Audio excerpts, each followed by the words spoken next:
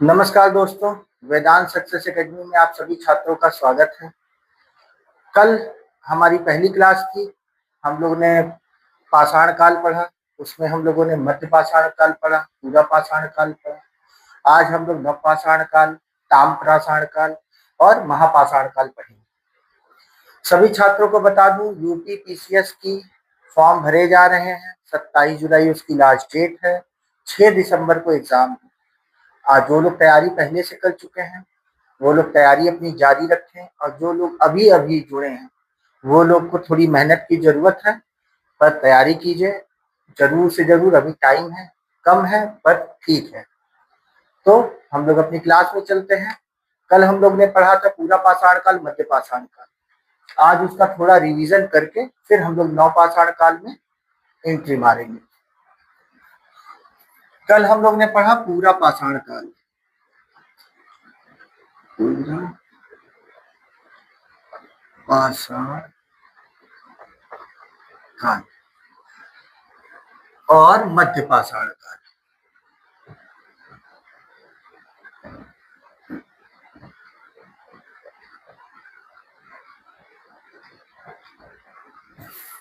इसका time period था आपका 20 लाख से 12,000 ईसा पूर्व। इसका टाइम पीरियड था आपका 12,000 से 6,000 ईसा पूर्व। आपको बताया था इसी को बीसी कहते हैं। वर्तमान में इसको बीसीई नाम बदल दिया गया है। पूरा पाषाण काल में हम लोग ने क्या पढ़ा? ये पढ़ा कि वो पत्थरों पे निवास करते थे, यानी शिला निवास करते थे। तो पहला तो ये हो गया, वो शिला श्रय निवास करते थे।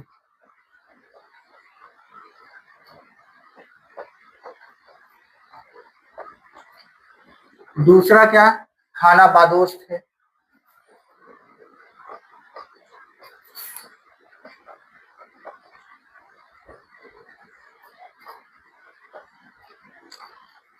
खाद्य संग्राहक थे, जानवरों पे ही आधारित थे वो।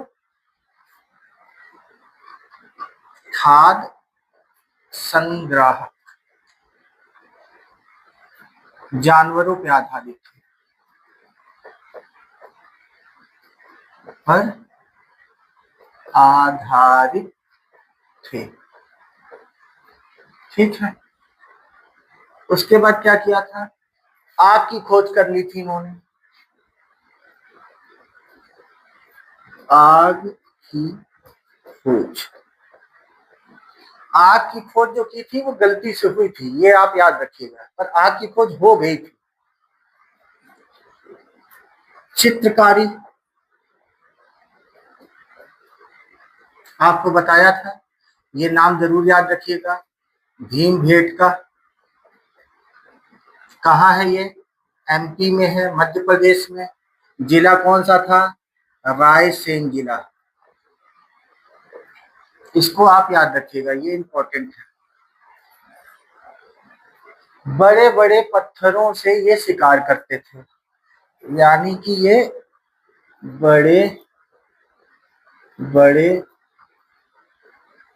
पत्थरों से शिकार करते थे, शिकार करते थे। और जो बड़े बड़े पत्थरों के उपकरण थे उन्हें क्या कहते थे? क्रोड उपकरण। क्रोड उपकरण, ये भी आपको बताया था, ये दो प्रकार के होते हैं। पहला होता है कुल्हाड़ी, और दूसरा क्या होता है? Chopper, chopping. कुल्हाड़ी आपको बता दिया था 1863 में रॉबर्ट बुश फुट कहाँ गए? मद्रास। मद्रास में कहा? पलवरम। यहीं से इनको कुल्हाड़ी प्राप्त हुई थी। अब मद्रास गए थे, आपको बताया था, इसीलिए इसको मद्रास संस्कृति भी कहते हैं, मद्रास संस्कृति। तो ये चीज मैंने आपको बता दी थी। चॉपर चॉपिंग में क्या था, चॉपर एक धारी होता है, एक धारी। चॉपिंग क्या होता है, दो धारी। उपकरण होते हैं, हथियार होते हैं। ये जैसे गड़ासा और ये खंडक, ये दो तरफ का नहीं होता, दोनों तरफ से, एक इस साइड से एक इस साइड से, वो है ये दो धारी। गड़ासा तो आप देखेंगे ऐसे करके राउंड होता है, वो था ये आपका पूरा था क्या, पूरा पाषाण काल। अब मध्य पाषाण काल में हमने क्या क्या बताया था, पहले तो 1867 में कराइल, इन्होंने इसकी जानकारी दी थी। दूसरा मैंने ये बताया था आपको कि ये थोड़ा अपडेट हो चुके थे। क्या होता है, छोटे छोटे पत्थरों का, जो जिसको टुकड़े हो जाते हैं वो फलक कहते हैं, उसका इस्तेमाल करते थे, इसीलिए इसको माइक्रोलिथिक एज भी कहते हैं। तो ये छोटे छोटे छोटे छोटे पत्थरों के उपकरणों का इस्तेमाल करते थे।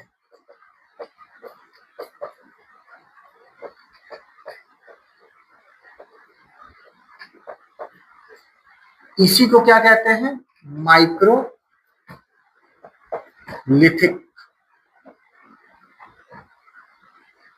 या फलक संस्कृति भी कहते हैं।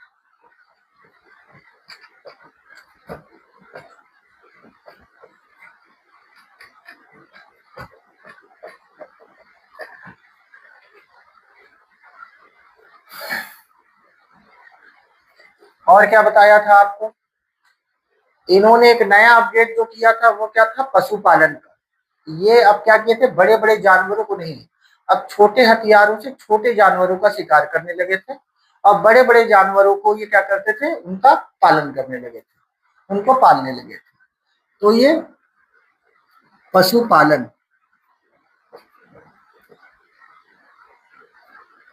पशुपालन की इनको जानकारी मिल गई थी। दो शहर आपको बताए थे, एक बताए थे बागौर, भीड़वाड़ा, ये कहा था आपका राजस्थान में, और एक आपको बताया था आदमगढ़, औरंगाबाद,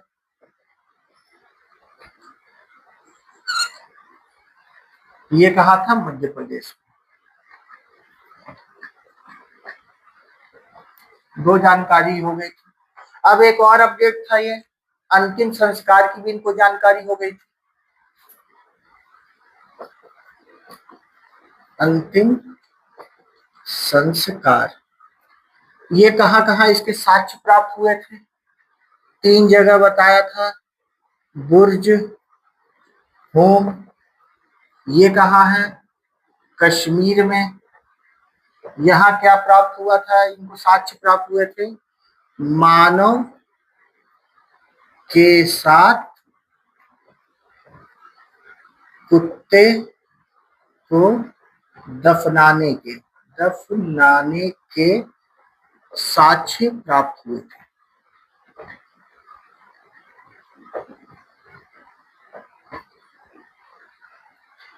दूसरा आपको बताया था सराय नाहर और महादहा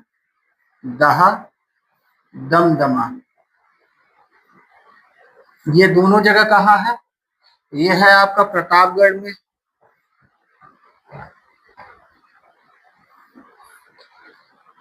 उत्तर प्रदेश, यूपी में। ठीक है, सराय नाहर में आपको यहाँ लिख देता हूँ, हाँ, यहाँ पे सराय नाहर में इनको प्राप्त हुआ था बस्ती में ही, बस्ती में ही सावधान, मतलब बस्ती में ही दफना देते थे।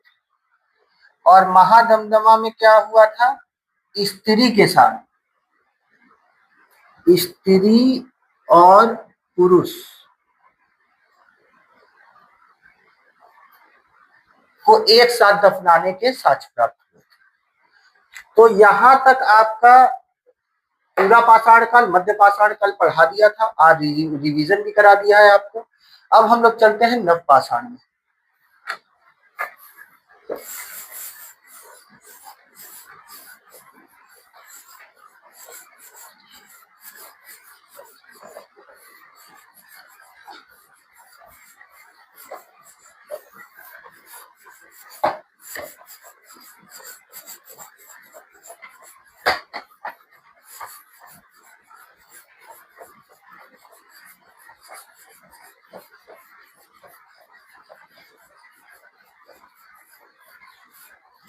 आप लोग को बता दें, जितना पढ़ाया जा रहा है उसकी प्रैक्टिस कर लीजिए। क्वेश्चन से कहीं से भी, चाहे टेक्स्ट बुक पे जो आते हैं क्वेश्चन, या बाहर से कोई पत्रिका ले लीजिए, उससे क्वेश्चन शीट ले लीजिए, उसका आप क्वेश्चन में प्रैक्टिस कीजिए। अगर नहीं है तो हम कल व्हाट्सएप नंबर दिए थे आपको, आज भी नोट करा दूंगा। कोई प्रॉब्लम होगी तो आप उस पर आप हमसे पूछ सकते हैं डाउट को। और क्वेश्चन के लिए संडे को मैं, जिसका भी मैसेज आता है संडे को मैं उनको पीडीएफ और क्वेश्चन टेस्ट, एक यूनिट का जो भी हो जाएगा वो टेस्ट अवेलेबल करा दूंगा। चलिए अब शुरू करते हैं नव पाषाण काल। नव पाषाण काल, इसका टाइम पीरियड क्या था, 6000 ईसा पूर्व से आगे।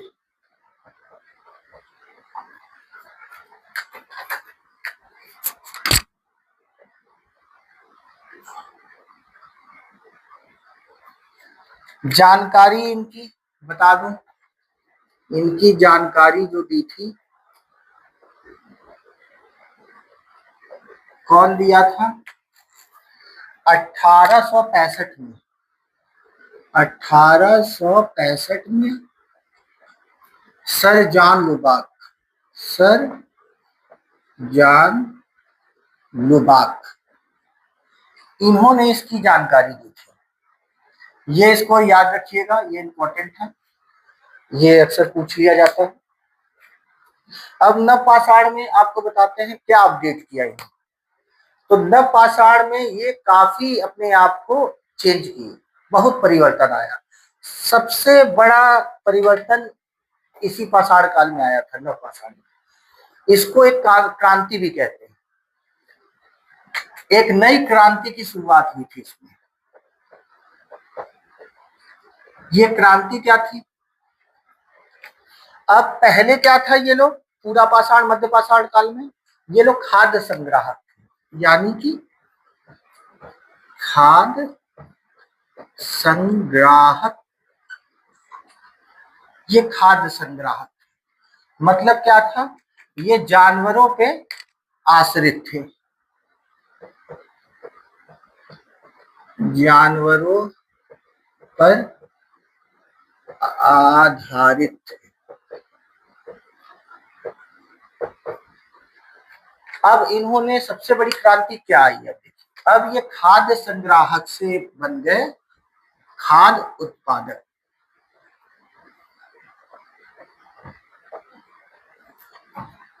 खाद्य उत्पादक कैसे बन गए, कृषि की शुरुआत हो गई।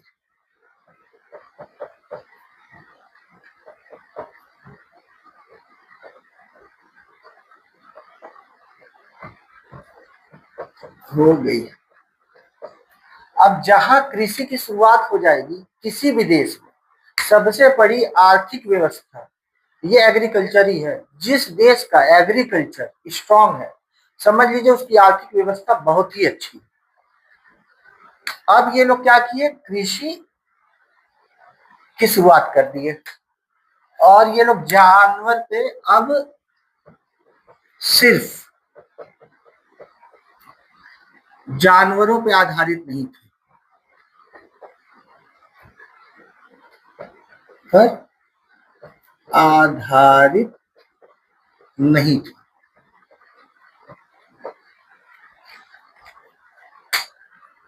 इस क्रांति ये जो क्रांति की नई शुरुआत हुई थी, इसी के लिए इसको नव पाषाण को क्या कहा जाता है?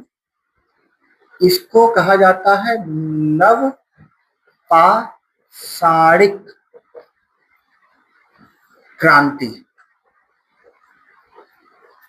Neolithic revolution. इसी क्रांति की वजह से इसका नाम दिया गया नवपाषाणिक क्रांति, नियोलिथिक रेवोल्यूशन। और क्या क्या हुआ? ये तो सबसे बड़ी भैया की उपलब्धियां थी कि कृषि पे आधारित हो गए थे। अब देखिए इन्होंने क्या किया। ये पहले कहाँ रहते थे? गुफाओं में। और अब इन्होंने फिर अपडेट कर लिया अपने आप को। अब ये कहाँ रहने लगे? इन्होंने अपना अस्थाई निवास बना लिया। तो अस्थाई निवास, अस्थाई निवास बना लिया। कहाँ बनाया? नदी के किनारे, नदियों के किनारे। अब आप पूछेंगे नदियों के किनारे ही क्यों? अब इन्होंने कृषि की शुरुआत की थी, तो उसके लिए पानी चाहिए था, पीने के लिए भी पानी चाहिए था। तो जितना जो भी ये लोग निवास स्थान बनाए थे, एकदम नदी के पास बनवाए थे। इससे इनको कृषि करने में भी आसानी होती थी और पानी वानी जो पीना होता था उसके लिए भी इनको आसानी होती थी। तो अस्थाई निवास बना लिया। फिर और क्या अपडेट किया अपने आप को? अब ये लोग अस्थाई निवास बना लिए और कृषि की शुरुआत कर ली। एक काम इन्होंने और किया, इन्होंने पहियों का आविष्कार कर लिया।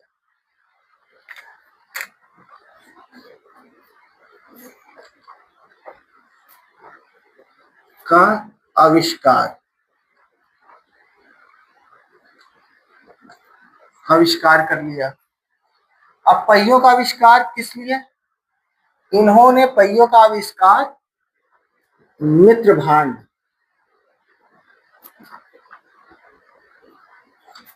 यानी मिट्टी के बर्तन,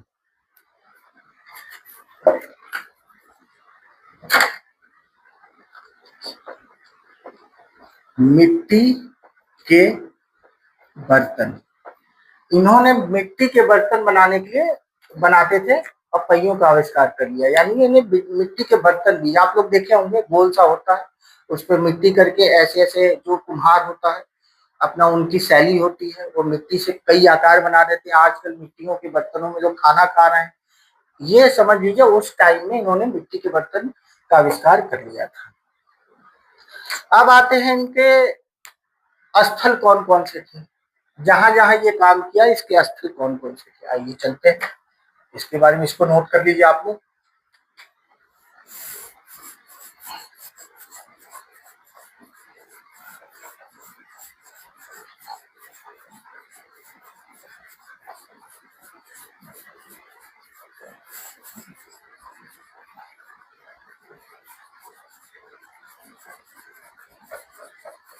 एक चीज आपको और बता दूं, मैंने आपको बताया था पूरा पाषाण काल की आग की खोज हो गई थी। इसमें इन्होंने एक और बढ़िया चीज हासिल कर ली थी, वो क्या था? आग पे नियंत्रण पाना। पहले उसका इस्तेमाल नहीं कर पाते थे आग पे, वो तो सिर्फ खोजा था, गलती से हो गई थी। इसमें उन्होंने आग पे नियंत्रण पा लिया था। तो एक पॉइंट आप लोग और लिखिए, आग पर नियंत्रण, आग पर नियंत्रण। वैसे देखा जाए तो आविष्कार इसी युग में हुआ एक तरह से, क्योंकि खोज तो भले ली हो पर उसका उपयोग इसी नवपाषाण काल में हम लोगों ने किया था। अब इनके प्रमुख स्थल कौन कौन से जहां से हमको साक्ष्य प्राप्त हुए हैं, तो आइए प्रमुख स्थलों के बारे में जान लेते हैं। प्राचीनतम साक्ष्य, प्रमुख स्थल कौन कौन से हैं? पहला तो आपको बता दें,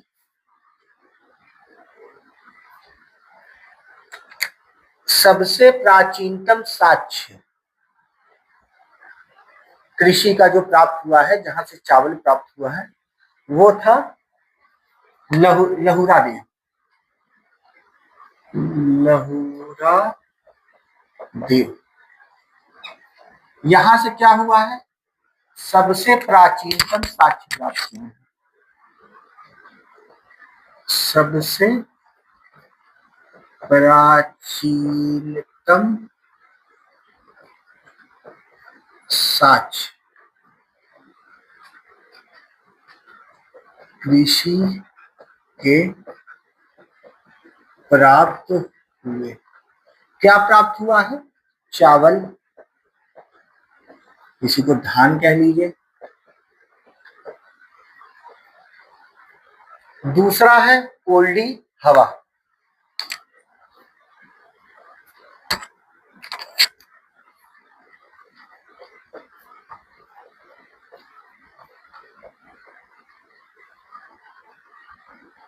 ये बता दें, ये लहुरा देव जो है ये उत्तर प्रदेश में है, उत्तर प्रदेश में। कोल्डी हवा ये भी उत्तर प्रदेश में है। ये कहाँ है, प्रयागराज।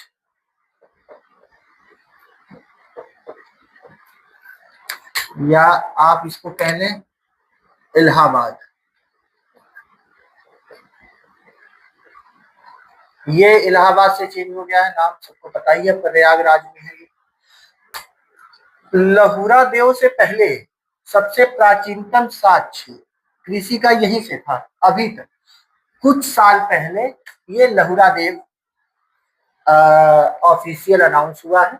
ये पाया गया है कि लहुरा देव जो है प्राचीनतम साक्ष्य जहां से कृषि का प्राप्त हुआ है वो था चावल, वो लहुरा देव से हुआ। इसके पहले क्या था, इसके पहले कोल्डी हवा थी। यहां से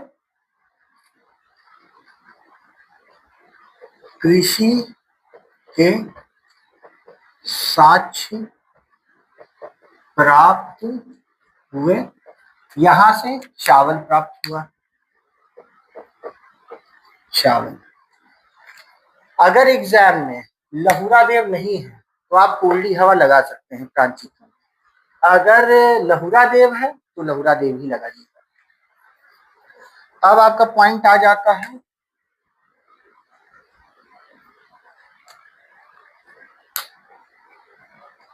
बुर्जगोम।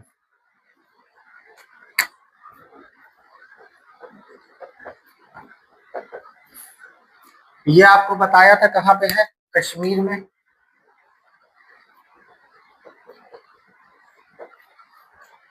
इसका मैंने इससे पहले जिक्र किया था, मानव के साथ कुत्ते को दफनाने के साक्ष्य प्राप्त हुए।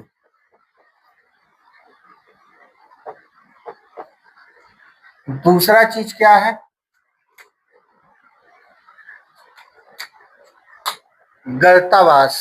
अब इसको आप समझिएगा थोड़ा। गर्तावास निवास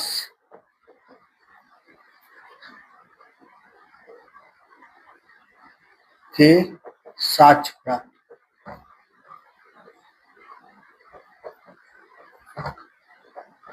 ये गर्तावास क्या है, गर्तावास जो जमीन के अंदर गड्ढा करके निवास करते हैं उन्हें गर्तावास कहते हैं। मतलब ये क्या करते थे, ये जमीन के अंदर गड्ढा कर देते थे और यहीं पे अपना निवास स्थान बना लेते थे। तो ये हो गया, इसको नोट कर लीजिए, फिर आगे बताता हूँ।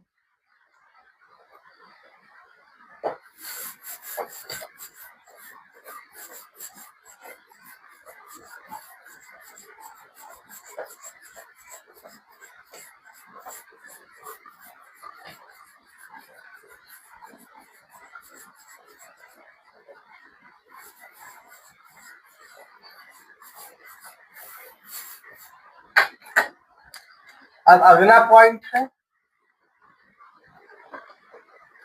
गुफल कराल।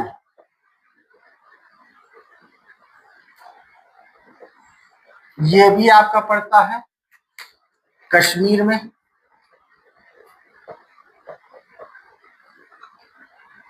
कहाँ? पुलवामा। पुलवामा आप जान रहे होंगे, अभी इसी पे एक फिल्म बनी थी यूरी, इसी पे सर्जिकल स्ट्राइक कई फौजियों को पाकिस्तान वालों ने पूरी बस को ही उड़ा दिया था। ये वही शहर है पुलवामा। यहाँ पे अत्याधिक गर्तावास के साक्ष्य प्राप्त हुए हैं। अत्याधिक गर्तावास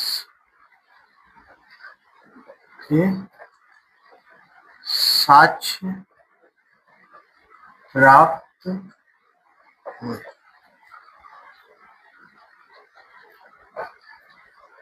और यहाँ से क्या हुआ? गुफर कराल को कहते क्या है ये जान लीजिए। एक इसको कहते हैं कुम्हार का गुफा। कुम्हार का गुफा। अब जहां कुम्हार आ गया तो करेगा क्या ये? जहां कुम्हार आ गया वहां भाई मिट्टी के बर्तन ही बनाएगा। तो ये लोग मित्र भांड, मिट्टी के बर्तन, मिट्टी के बर्तन के साक्ष्य प्राप्त हुए हैं।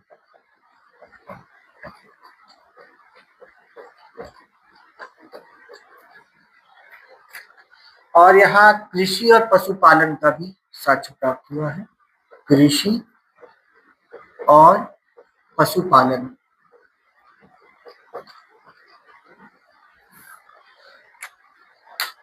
नोट कर लीजिए इसको।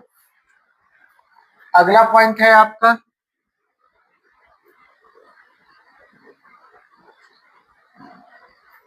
चिराग सारण। ये कहाँ पड़ता है भाई? ये पड़ता है आपका बिहार। यहाँ से क्या प्राप्त हुआ है? यहाँ पे हिरण के सींग के उपकरण प्राप्त हुए हैं।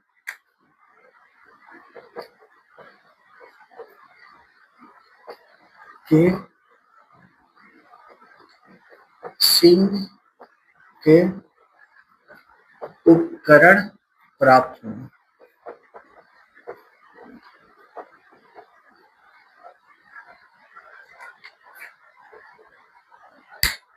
ये था आपका नवपाषाण काल। नवपाषाण काल यहाँ से समाप्त होता है। अब हम लोग चलते हैं ताम्रपाषाण की ओर। इसको नोट कर लीजिए।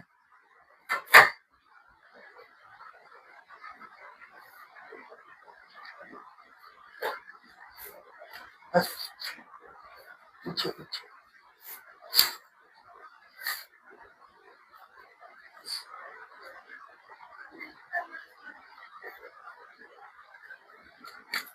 नोट कर लिया। एक पॉइंट और है आपका कल्लू। ये है कर्नाटक में, मैसूर।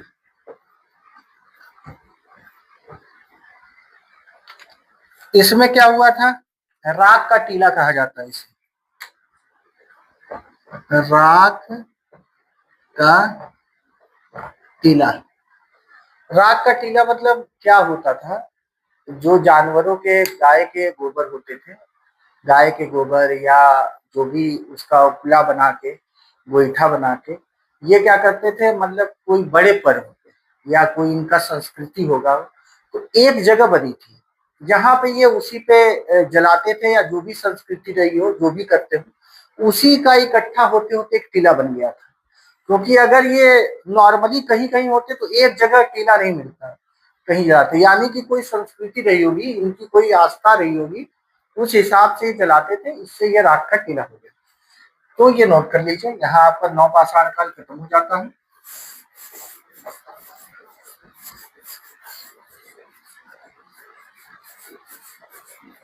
अब हम लोग चलते हैं ताम्रपाषाण की ओर।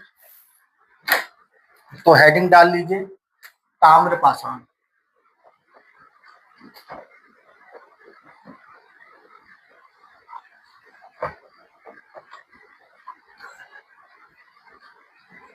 इसका टाइम पीरियड क्या था? तो नवपाषाण था, नवपाषाण काल का अंतिम समय था। ताम्रपाषाण से लगी रहा है देख के कि ताम्रपाषाण नामी है, तो यहाँ पे क्या हुआ था? तांबे और पत्थरों के उपकरणों का प्रयोग होता था।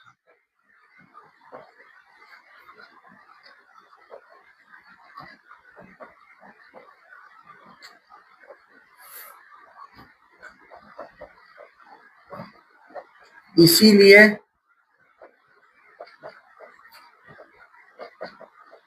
इसे ताम्र पाषाण काल कहते हैं।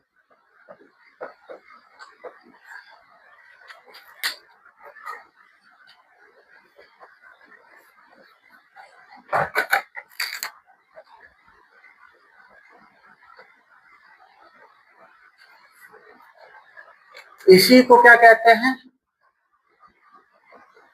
कैल्कोलिथिक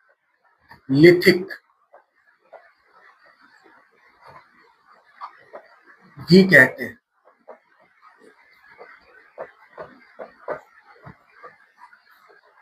तो एक चीज और जान लीजिए, इसी काल में जो मानव द्वारा सबसे पहली धातु खोजी गई वो क्या थी? तांबा। इसको आप नोट कर लीजिए। मानव द्वारा सबसे पहली धातु कौन सी थी? तांबा। अब इनकी कुछ संस्कृतियां हैं, जैसे ताम्र पाषाणिक संस्कृति है। ये मेन जो ताम्र पाषाणिक संस्कृति थी वो कृषि संस्कृति थी। मतलब ये लोग कृषि बहुत करते थे, इनको कृषि का पूरा ज्ञान हो चुका था। यानी ताम्र पाषाण संस्कृति ये कृषि संस्कृति। इनकी कुछ संस्कृतियां हैं, प्रमुख संस्कृतियां, उनके बारे में जान लेते हैं। इसको नोट कर लीजिए।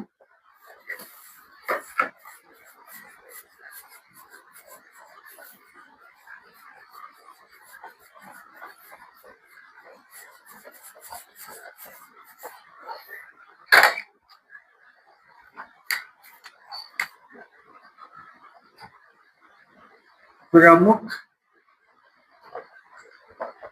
संस्कृति, प्रमुख संस्कृति कौन सी है? पहला है बनास या आहार संस्कृति।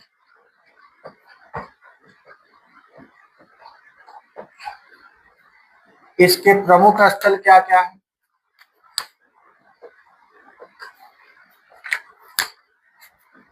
प्रमुख स्थल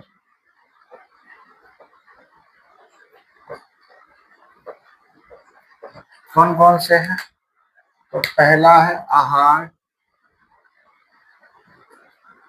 बालाथल और गिलंद। आहार में क्या था? इसे ताम्रवती भी कहते हैं। ताम्रवती, ताम्रवती क्यों कहते हैं? यहाँ अत्यधिक तांबा पाया गया, अधिक तांबा पाया गया। गिलुंद क्या है? गिलुंद से क्या पाया गया? गिलुंद से पकी ईंटों के साक्ष्य प्राप्त हुए। पक्की ईंटों के साक्ष्य प्राप्त हुए।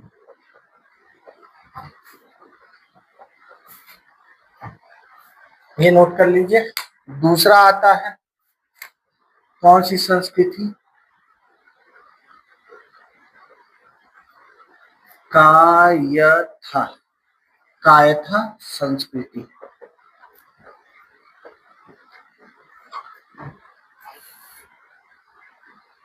इसके प्रमुख स्थल कौन कौन से हैं?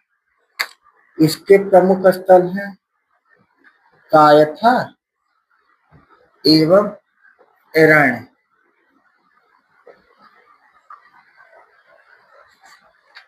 तीसरा आता है आपका मालवा। मालवा संस्कृति। इसमें क्या क्या है? कायथा है, एरण्य है, नवदा टोली। नवदा टोली। मालवा से क्या हुआ? मालवा क्यों फेमस था? यहाँ पे मिट्टी के बर्तन, बहुत ही अच्छे अच्छे बर्तनों का यहाँ पे साक्ष्य प्राप्त हुए हैं, यानी ये लोग परिपक्व थे। मिट्टी के बर्तन बनाने में निपुण थे।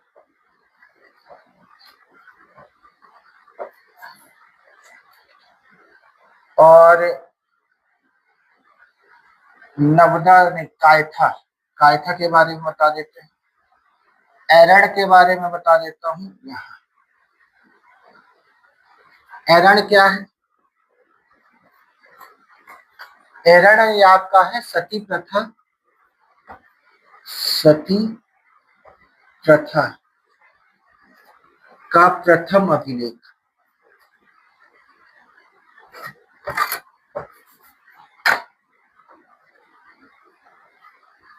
अभिलेख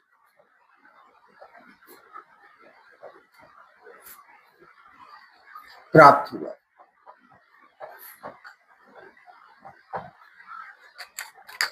इसको लिख दीजिए, नवदा टोली यहां लिख देता हूं।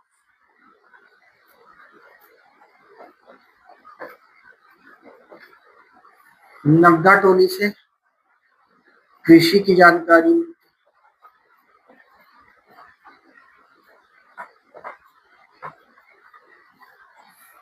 इसको नोट कर लीजिए। एक संस्कृति और बची।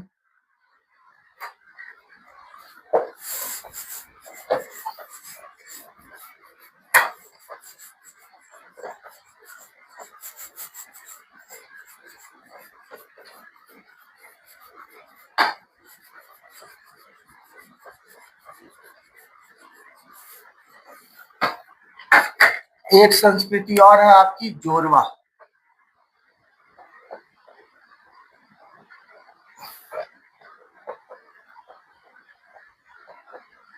ये कहां पे है? महाराष्ट्र में। महाराष्ट्र।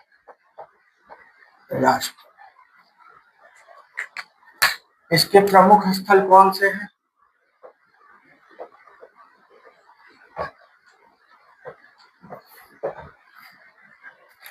तो प्रमुख स्थल हैं जोरवा।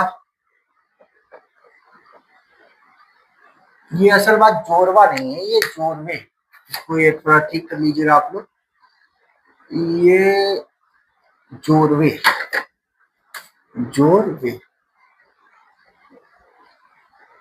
तो प्रमुख स्थल कौन से हैं? जोरवे है, नेवासा है, दूसरा आपका है दैमाबाद, और आखिरी है इनाम गांव।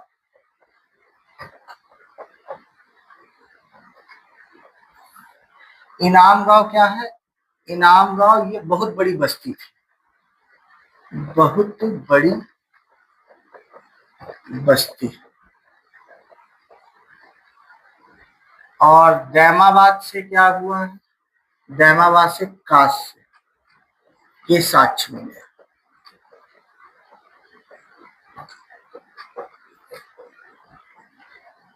ये था आपका ताम्रपाषाण काल। ये ताम्रपाषाण काल आपका कंप्लीट हो जाता है। इसको नोट कर लीजिएगा आप लोग, सब लोग अच्छे से। अब आता है आपका महापाषाण काल। महापाषाण काल वैसे कई लोग नहीं बताते, पर आप पढ़ लीजिए, एग्जाम में आजकल क्वेश्चन आ जा रहे हैं महापाषाण काल के, तो इसको भी आप पढ़ लीजिए। महापाषाण काल, महापाषाण काल, इसका टाइम पीरियड कब से है? 1000 से 200 ईसा पूर्व। महापाषाण क्या है? महापाषाण का मेन अर्थ ही होता है जो पत्थरों से, हम लोग जो पत्थरों से कब्र बनाते थे, वही, उन्हीं को महापाषाण कहते हैं। यानी में पत्थरों से कब्र,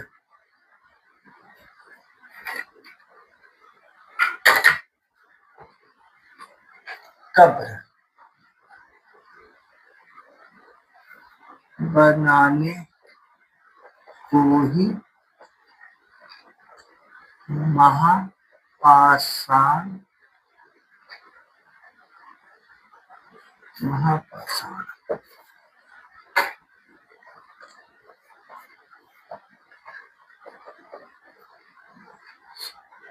कहते हैं।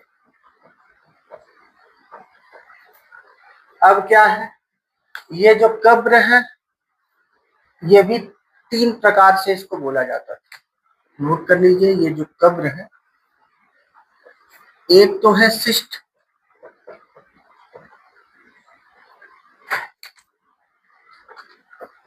मेन हीर,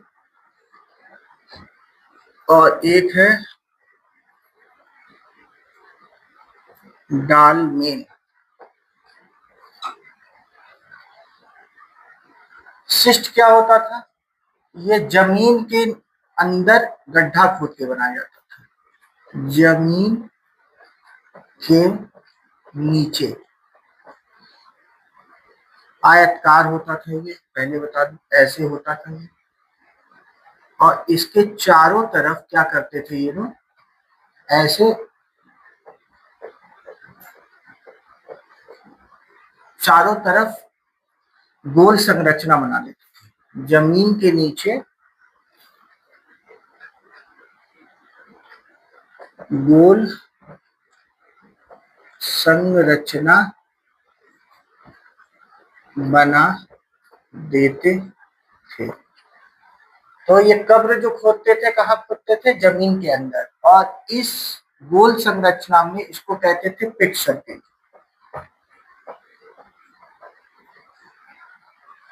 मेनीहीर क्या था?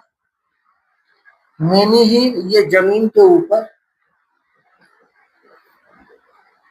के ऊपर कब्र में एक स्तंभ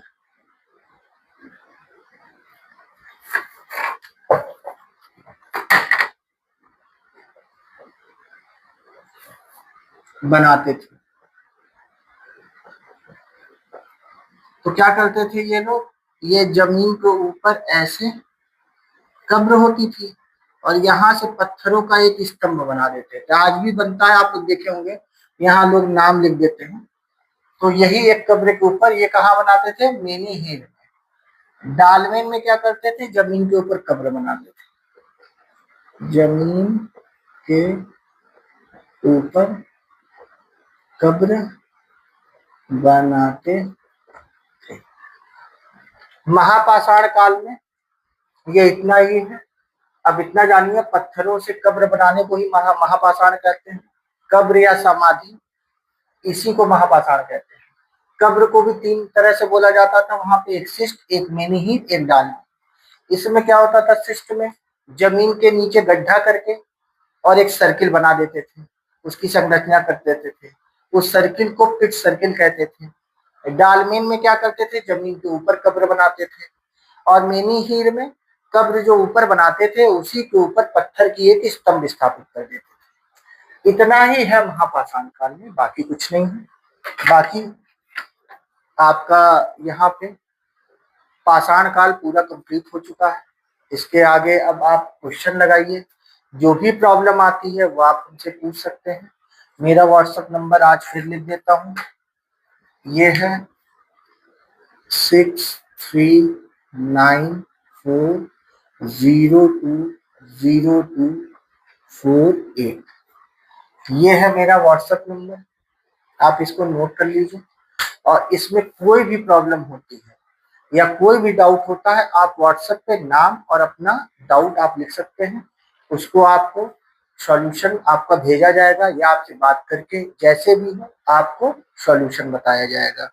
बाकी कल हम क्या स्टार्टअप करेंगे, कल हम लोग करेंगे सिंधु सभ्यता। हमारा नया चैप्टर स्टार्ट हो रहा है सिंधु सभ्यता, वो भी बहुत ही इंपॉर्टेंट है। आपकी परीक्षाओं में बहुत से क्वेश्चन उससे पूछे जाते हैं, तो आप लोग अपनी तैयारी में लगे रहिए। आपका बहुत बहुत धन्यवाद। आज की क्लास यहीं समाप्त होती है।